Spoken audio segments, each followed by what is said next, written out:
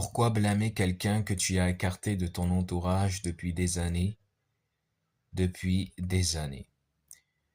Madame, laisse-moi te dire, depuis que tu as pris la responsabilité, c'est sous ta charge. Ça veut dire que le jour où tu as signé et que tu t'es décidé de prendre en compte, ça veut dire que tu acceptes de prendre en charge cette personne. Et puis si tu veux t'engager dans quelque chose, il faut vraiment que tu te dises et que tu te parles à toi-même que tu vas y arriver et que tu vas faire ça jusqu'au bout. Ce n'est pas une fois que soi-disant ta mission, ton jeu n'a pas réussi, tu vas dire que c'est la faute des autres.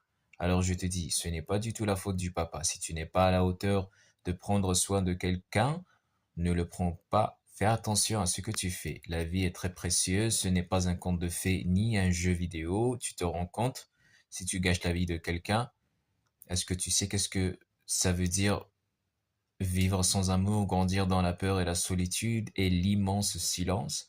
Est-ce que tu sais ce que c'est? Est-ce que tu sais c'est quoi? As-tu pensé à cet enfant que t'as perturbé ou bien tu penses juste à ta propre personne? Faut pas être égoïste, hein? C'est pas bon. Si on me pose des questions plus tard dans un proche avenir, je leur répondrai, je leur dirai ce qui me tient à cœur.